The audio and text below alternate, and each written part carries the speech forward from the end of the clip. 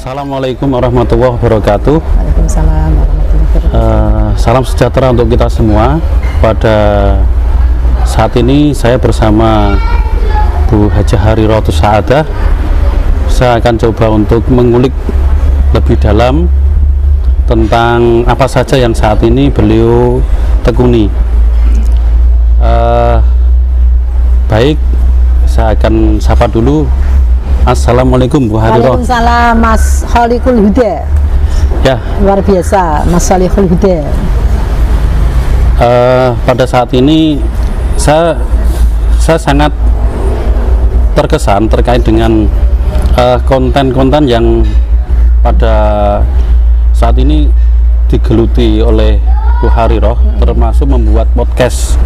Dan sejauh ini, sejak kapan Ibu menggeluti podcast Putri Cempa? Podcast Putri Cempa ini ya baru kisaran 3 bulan lah. 3 bulan tapi sudah bagus Mas, yang nonton udah banyak. Nah, latar belakang yang membuat Ibu untuk membuat konten atau membuat semacam acara podcast ini tujuannya untuk apa? Ya. Terus bagaimana apa itu suka dukanya? Iya. Ya. Awal mulanya kan gini Mas Huda, saya itu kan sering melihat YouTube ya. Kadang-kadang pada saat kita butuh informasi sesuatu atau apa, bukanya YouTube. Kemudian saya melihat bahwa pemain YouTube di Kudus ini kan masih terbatas. Saya bicara tentang lokal Kudus, masih terbatas. Ada beberapa yang memang sudah ditonton banyak orang, viewernya banyak, kan subscribe-nya banyak. Tetapi untuk konten yang ada nilai edukasinya, kemudian inspirasi bagi banyak orang, itu masih jarang. Nah, saya memberanikan diri menampilkan konten yang memang nawaitunya untuk mengedukasi kita sendiri, keluarga Putri Cempa sebetulnya, belum ke orang lain. Makanya yang kami undang, yang kami hadirkan itu ya keluarga Putri Cempa dulu. Kalau narasumber yang terkenal mungkin beliau masih banyak pertimbangan. Nah, baik, ada salah satu ya konten yang pada minggu kemarin atau 2 minggu yang kemarin itu saya sempat menonton. Salah satunya itu adalah konten terkait dengan mengungkapan dengan terkait dengan sebuah cerita horor. Bagi saya itu cerita horor. Nah, di situ sebenarnya menarik, termasuk cerita tentang Nyi Roro Kidul. Dan Ibu berperan sebagai seorang tokoh ratu. Terus yang kedua itu mencoba mendeskripsikan tentang sebuah hantu ya. Jadi hantu itu bisa dimaknani, artinya bisa ditafsiri. Jadi wujud atau perwujudan hantu itu yang kayak genderuwo, kuntilanak, macam-macam pokoknya jenis-jenis hantu itu Ibu mengetahui. Nah, ini saya baru menonton sekitar 2 kali. Nah, itu kira-kira apakah ini bisa dilanjutkan apa tidak? Oh, bisa. Konten seperti itu. Bisa. Jadi begini, konten misterinya Putri Cempa ini memang bertahap sesuai dengan usulan dari para penonton. Ya.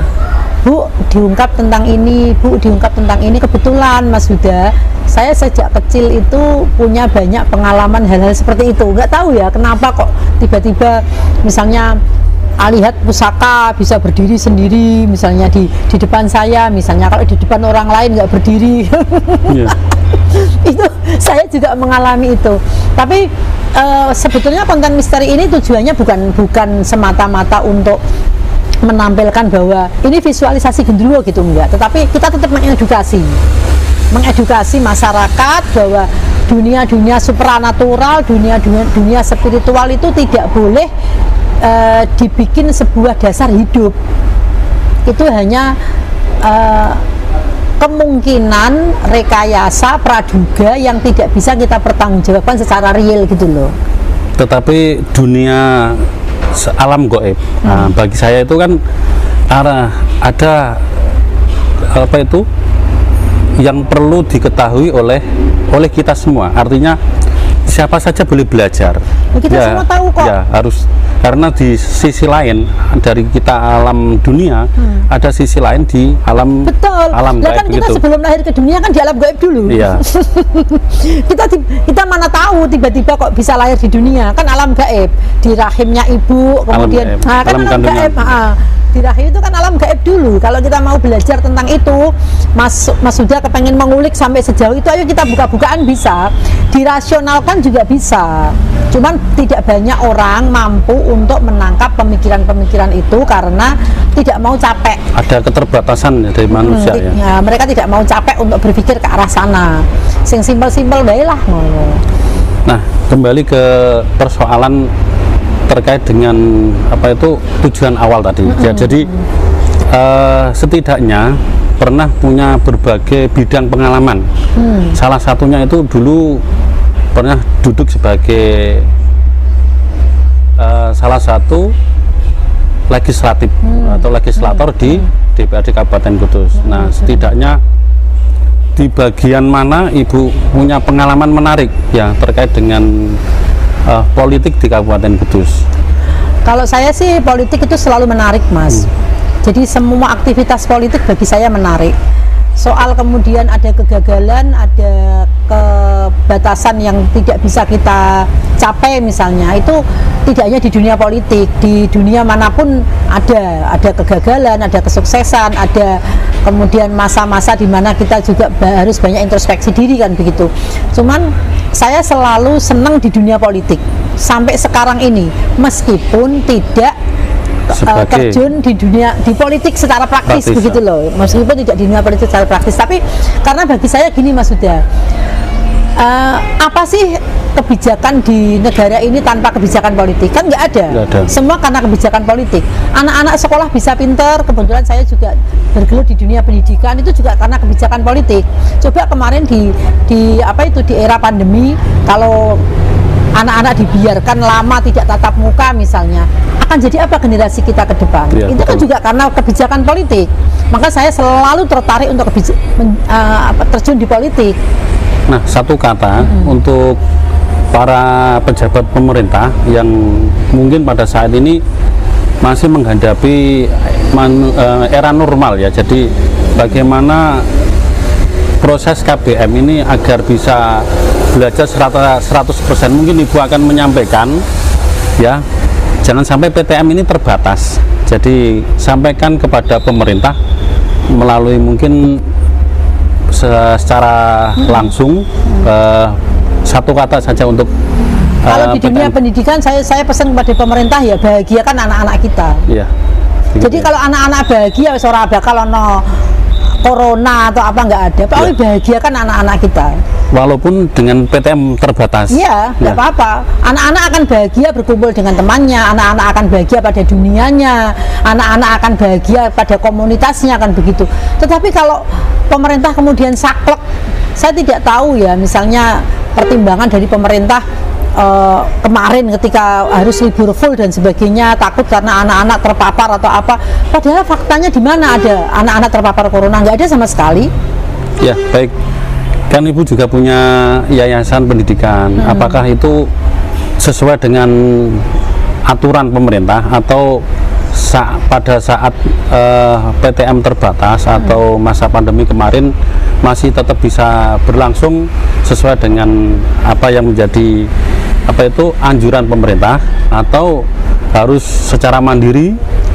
Itu bagaimana? Jujur kalau kami kemarin, karena lembaga pendidikan yang kami kelola ini kan lembaga pendidikan anak usia dini, kami tidak pernah libur, Mas. Jadi pada saat memang ada pembatasan itu, kami melakukan kunjungan ke rumah. Misalnya ada beberapa rumah kita kumpulkan jadi satu, kemudian guru datang berkunjung ke anak-anak. Setelah kemudian mulai normal, kami memberanikan diri kegiatan aktif di kelas. Tetapi memang misalnya satu kelas 20 anak, kita masukkan 10 anak. Ini rutin, jadi tidak ada liburnya sama sekali. Memang kami kemarin sempat khawatir kalau kemudian dibubarkan, ada Satpol PP dan sebagainya. Terus kemudian kami punya perjanjian dengan wali murid bahwa ini memang usulan dari wali murid, begitu loh. Iya. Dan anak-anak kami meraih kehidupannya normal, mereka bahagia dengan dunianya. Ya, jadi setidaknya proses pendidikan di Putri Cempa ini berjalan dengan lancar dan baik. Dan alhamdulillah bisa walaupun masa terbatas dengan masa pandemi kemarin tetap dilaksanakan proses aturan KPM. Kita ikuti, tetapi juga ada strategi gitu loh, Iya, Mas. betul. Aturan kita ikuti, tetap kita ikuti aturan pemerintah, anjuran pemerintah kita ikuti, tapi tetap ada strategi. Kalau soal Mas Huda, pemerintah mengambil kebijakan kan memang itu tugas pemerintah gitu loh. Antisipasi dan sebagainya kan itu tugas pemerintah. Jadi ini adalah salah satu pesan moral yang disampaikan oleh Bu Haja Hariroh terkait dengan kebijakan untuk pemerintah bisa setidaknya pendidikan itu tidak kemudian berhenti atau mandek karena hanya ada sebab musabab yaitu corona, dan pada saat ini pada saat ini tetap proses KPM pendidikan itu harus dilaksanakan agar anak-anak kita selalu tetap bahagia dan bisa mendapatkan pendidikan yang layak dan yang baik. Betul. Nah, Ibu sendiri ini banyak orang mengatakan adalah multi talent. Pertama tadi saya sampaikan pernah sebagai legislator ya di DPRD Kabupaten Kudus melalui salah satu partai, yaitu Partai Kebangkitan Bangsa. Kemudian masih saja tidak pernah berhenti. Artinya pada saat ini mengembangkan atau membuat podcast, dan itu tujuannya untuk adalah terkait dengan kegiatan-kegiatan edukasi dan lain-lain. Nah, apakah ada konten yang salah satunya itu terkait dengan salah satu bidang tertentu, atau saat ini seluruh isi dari konten podcast Putri Cempa ini di segala macam atau di segala tema begitu?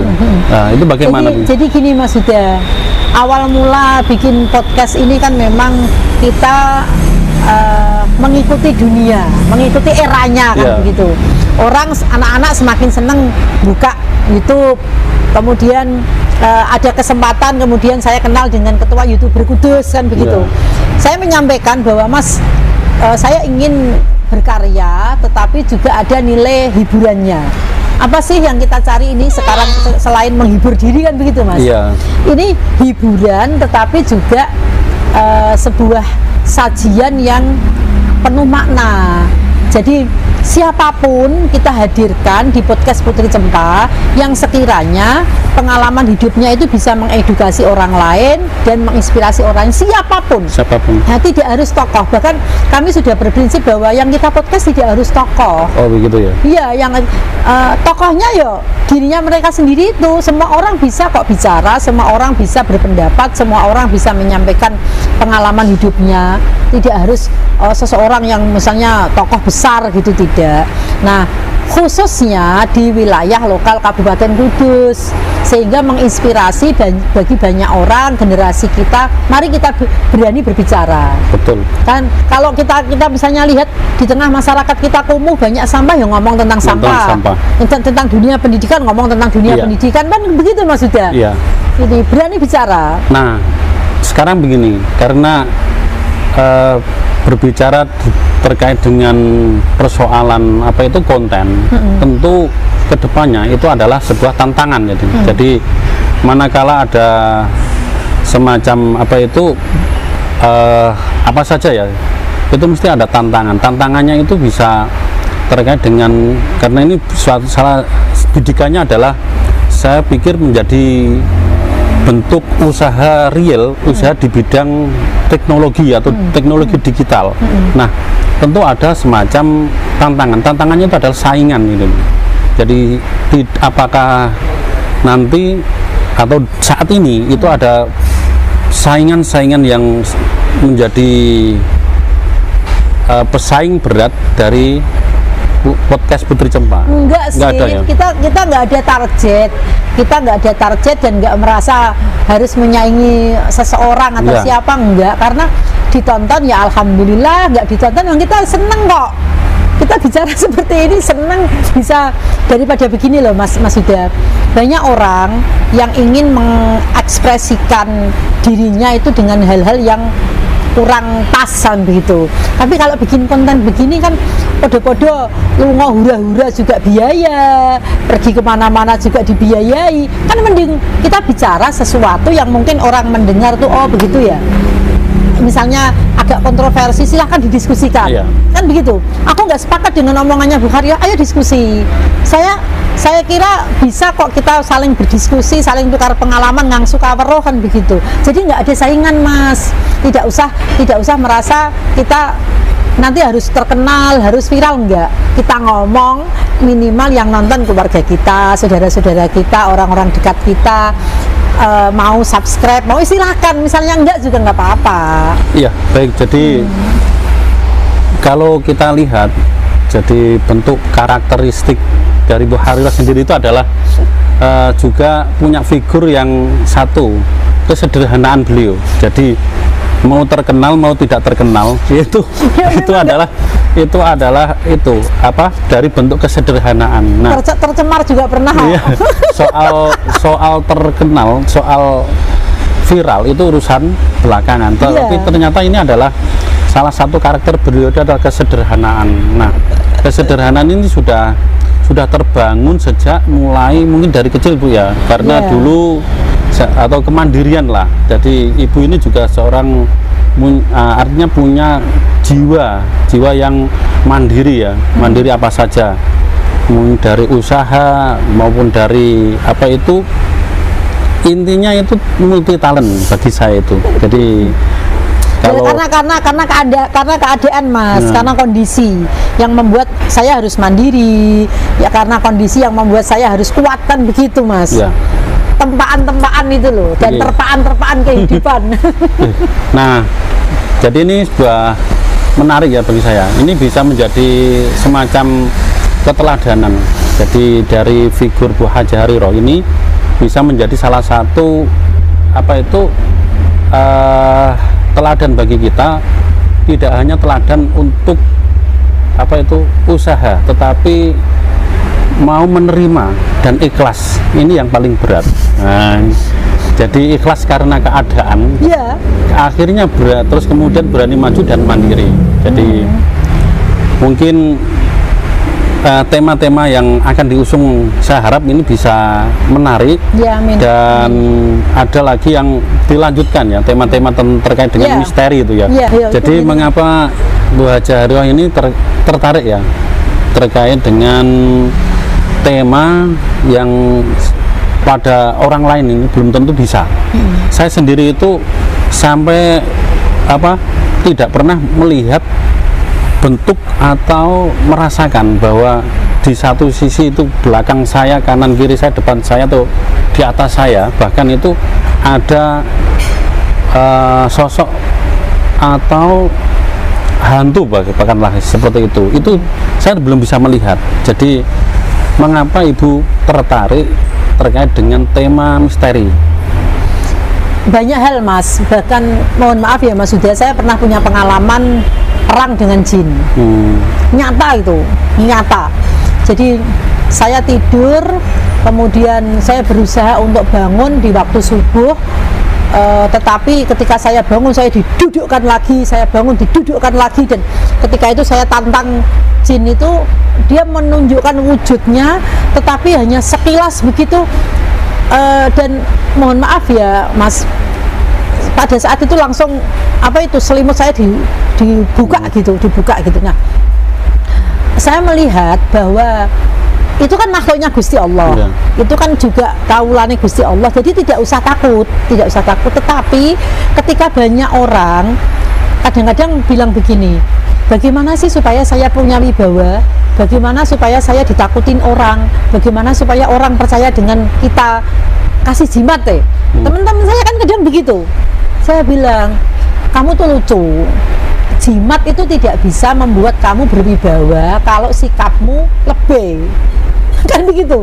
Bagaimana orang punya wibawa kalau dia kemenyek, kemayu misalnya, kan nggak mungkin. Kayak benjang tuh ya. Nah gitu. Terus kemudian bagaimana orang percaya sama dirimu kalau kamu belum pernah menunjukkan prestasimu. Jadi sebetulnya hal-hal itu hal-hal yang rasional saja. Nah, jimat atau apapun namanya, benda-benda yang dianggap punya kekuatan supranatural misalnya, itu sebetulnya hanya sebuah cerita atau sejarah yang kadang-kadang memang diceritakan secara hiperbola. Toh itu juga buatan manusia kok, Mas. Tanpa ditekuni dan dilakoni orang gaene. Walaupun itu misalnya boneka, jimat, keris atau apapun, tanpa lelaku yang baik nggak kuat itu. Nah, saya ingin menyampaikan dalam konten misteri itu seperti itu, Mas Huda. Jadi ini ono hal-hal sing ketoke dahsyat gitu, gak usah disikapi sing macam-macam. Biasa saja lah. Setiap masa ada cerita-cerita seperti itu. Tetapi satu sisi kadang saya juga pernah mengalami, artinya ketika kita tidur ketika kita tidur mungkin di masjid. Nah, kadang-kadang menurut orang tua kita atau di guru-guru kita juga sebelum tidur ada ajakan untuk baca doa dulu agar nanti tidak ada gangguan jin, setan dan lain-lain. Nah, sebetulnya itu memang tidak berwujud, tetapi sepertinya itu mengganggu gitu. Jadi mau gimana kita seperti tidak bisa mengungkapkan. Kalau itu tindian, kalau orang Jawa bilang kan tindian ya. Memang nyata itu ada. Nah, bentuknya itu kita hanya bisa merasakan, tidak bisa melihat. Kayak bayangan hitam atau tinggi besar itu. Cuman kita tidak posisi fisiknya kan tidak tahu. Nah, seperti itu apakah memang itu jin atau memang jin, Mas. Jadi begini, saya pernah kan berkaca di cermin begitu, di belakangnya itu ada yang ganggu, sundel gitu. Setiap saya lihat nggak ada, tetapi ketika di kaca muncul bayangan kayak butak, kayak tuyul gitu kan. Tapi saya lihat ke belakang nggak ada. Saya kemudian berkata begini, apa begini ya caranya Allah menunjukkan bahwa Allah itu mempunyai makhluk wujudnya ini kan begitu. Tetapi ketika kita lihat memang nggak ada kan, itu termasuk makhluk gaib kan. Tetapi kemudian ketika orang diberi kemampuan untuk bisa merasakan dan melihat makhluk itu, kemudian dia merasa ampuh, merasa bisa nambani orang, merasa bisa mempengaruhi orang, jangan, nggak usah seperti itu. Karena air putih itu bisa menjadi obat tatkala kita minum dengan nawa itu yang ikhlas dan yakin itu obat.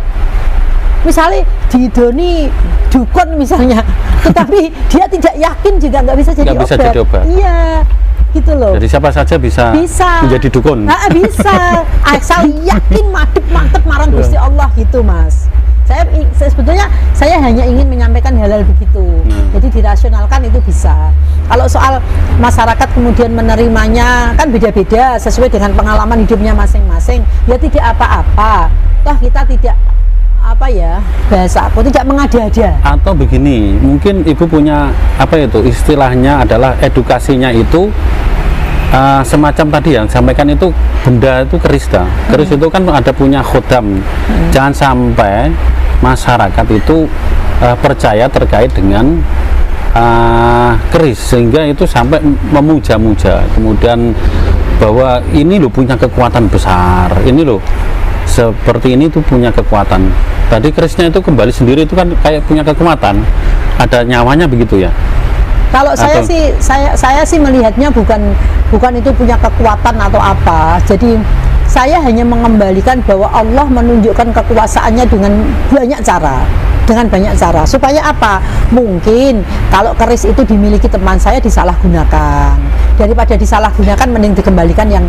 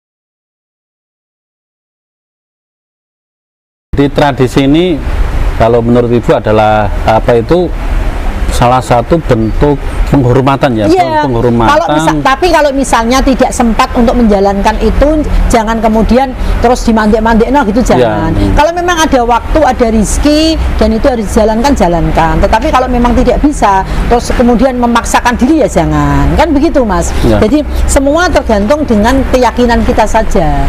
Nah, bagi saya ini adalah salah satu apa itu bentuk dari apa yang telah disampaikan Ibu Hajah Hariroh terkait dengan pengalaman beliau ketika pernah mengungkapkan sebuah misteri tentang makna gendruwo ya. Jadi itu adalah salah satu mungkin wujud penjelmaan tidak bisa secara real atau secara dohir dilihat bentuknya fisiknya seperti ini, tidak. Yeah. Tetapi bisa digambarkan bentuk gendruwo begininya. Itu adalah pernah yang saya lihat. Jadi setidaknya ini akan menjadi bahasan menarik untuk kedepannya bisa dilanjutkan lagi. Siap. Terkait dengan tema yang tadi. Yeah. Karena apa? Insyaallah. Hanya konten dua kali itu semadak. Jadi Nanti.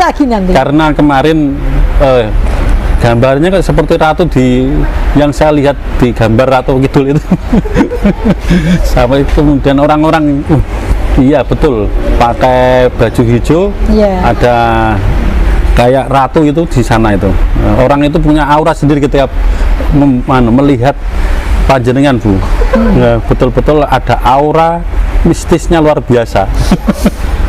Ya memang apa itu sebetulnya konten misteri ini mau kita ungkap beberapa hal Mas Huda, karena banyak juga saran masukan dari teman-teman yang ke kami, tolong Bu diungkap tentang ini, tolong Bu disampaikan tentang ini. Insya Allah satu-satu kita atau legenda-legenda yang misalkan legenda riwayat-riwayat yang berada di mungkin salah satunya kan banyak ya yang saat ini tuh cerita itu hanya secara verbal dari turun ke mulut gitu. Jadi saya mengetahui sejarah berdirinya desa ini itu kan belum pernah lah. Suatu saat mungkin Ibu punya pengalaman atau mengundang tokoh siapa begitu satu persatu ya, karena ini satu sesi ada tema yang tadi dilanjutkan dua dunia itu. Siap. Mungkin makamnya ini makamnya Mbah siapa, Punden siapa gitu kan. Nah ini nanti bisa saja menjadi tema-tema yang menarik juga untuk Ibu. Agar apa? Saya sendiri itu bisa, atau masyarakat, bahkan masyarakat semua itu bisa melihat atau membaca bahwa wujud desa contoh Kirik. Nah, kalau bisa namanya Kirik contoh salah satu. Nah, itu asal muasal nama desa atau riwayat atau makam-makam. Ini kan sebetulnya beberapa desa saya sudah pernah mempelajari tentang itu. Cuman kadang-kadang karena sensitif sekali ya Mas, masyarakat itu kan ada yang kontra. Ya. Kenapa kok berani ngungkap seperti itu? Karena di situ mungkin ada anak keturunannya yang merasa itu punden desa ini keturunannya itu aku. Padahal kalau menurut pembelajaran yang saya ambil bukan dia loh keturunan aslinya, tetapi keluarga ini loh. Nah ini kayaknya hal-hal itu juga harus diantisipasi. Jangan sampai menjadi melukai salah satu keluarga besar yang merasa menjadi keturunan atau terah yang asli kan begitu. Saya pernah punya pengalaman Mas Huda. Saya pernah perjalanan ke Cirebon bersama dengan teman dan saudara. Saat itu mobil kami tiba-tiba belakang itu dituabrak sama elf apa itu ini loh travel kan buanter kan kenceng gitu. Kami naik mobil biasa judet gitu, mobilnya aslinya kaca belakang itu pecah. Nah ketika pecah itu ternyata kami langsung diterima sama bengkel mobil. Jalan ke kanan itu ternyata pasujudannya Sunan Kalijogo. Sunan Gunung Jati. Bukan, Sunan Kalijogo. Pasujudan Sunan Kalijogo yang ada di Cirebon dekat dengan kompleks makam Sunan Gunung Jati. Mas Huda tahu nggak? Pasujudan Sunan Kalijogo ini ada di tengah hutan, Mas. Di tengah hutan. Saudara dan teman saya pada nginep hotel. Tapi panggilan hati saya harus nginep di situ. Akhirnya saya nginep di tengah hutan di makam di pasujudannya Sunan Kalijogo itu tidak ada orang sama sekali. Jarak dari desa kira-kira ya hampir 1 kiloan lah. Pokoknya gelap gulita, nggak ada apa-apa. Dan anehnya, saya kok tidak merasa takut gitu loh Mas. Ini kan uji nyali sebetulnya. Iya, betul. Teman-teman saya bilang, loh kamu nggak takut? Enggak, kok nggak ada apa-apa kok. Kamu bener berani. Mas Huda tahu nggak? Tengah malam kira-kira jam 3 saya bangun itu mau ngambil wudhu. Saya tuh mendengar suara macan. Buanter banget, kan gitu itu di tengah hutan kok memang. Tapi juga ketika saya berkeliling di makam itu nggak ada macan. Nah, pelajaran apa yang bisa saya ambil dari pengalaman itu Mas Huda? Bahwa Allah itu mampu menciptakan segala sesuatu dengan kekuasaannya tanpa rekayasa. Ini fakta loh. Saya kecelakaan, ada pasujudan Sunan Kalijogo, saya kayak ada panggilan hati untuk nginep di situ, ditemukan suara macan yang sangat dekat tapi wujudnya tak ono. Tapi kemudian apakah itu tak anggap pengalaman spiritual yang luar biasa? Enggak, saya biasa saja. Makanya ketika kemudian kadang-kadang ada orang cerita, aku punya pengalaman ini, terus orang pengalaman kayak begitu sepertinya semua orang pernah mengalami begitu loh. Tidak harus lalakon, tidak harus rambutnya gondrong sampai sepinggul, tidak mandi 10 bulan misalnya, enggak usah. Tidak bicara dengan orang bisu gitu. Tidak usah begitu. Kalau Allah menghendaki semua punya pengalaman. Cuman mampu nggak kita mengambil pembelajaran dari itu gitu loh. Oh ternyata saya ketika nanti mati itu ya sendiri. Di tengah hutan saja harus berani, apalagi besok mati gitu loh Mas Huda. Iya. Itu aja sebetulnya, nggak ada yang aneh gitu loh. Ya, ini terakhir aja Bu. Terakhir mungkin sebagai penutup agar kita itu punya semacam motivasi hidup bahwa satu sisi ada makhluk astral itu atau di satu sisi ada dunia lain begitu. Mungkin sebagai kata penutup bagi yang disampaikan oleh Mbah Haja Hariroh sebagai kata penutup untuk memotivasi kita, diri kita sendiri. Monggo. Ya, begini Mas Huda, saya mau berpesan kepada teman-teman semua bahwa apapun namanya makhluk gaib itu ada, apapun alasannya aktivitas mereka itu nyata, tetapi yang lebih ada dan yang lebih nyata adalah diri kita sendiri. Kalau kita mau maju, mau sukses ya lakukan hal-hal terbaik yang kita mampu, gitu aja. Tidak usah berpikir bahwa butuh jimat, butuh kekuatan ini, kekuatan itu, nggak usah. Asalkan kita baik, niat kita baik, aktivitas kita baik, perilaku kita baik, mampu membimbing langkah kita sendiri menuju kebaikan. Itu aja Mas. Oke, terima kasih atas waktunya Bu Haja Hariroh. Sama-sama. Ya, demikian tema kali ini mengulik perjalanan Bu Haja Hariroh sebagai seorang perempuan yang hebat, salah satu perempuan di Kabupaten Kudus yang saat ini yang saya lihat dan saya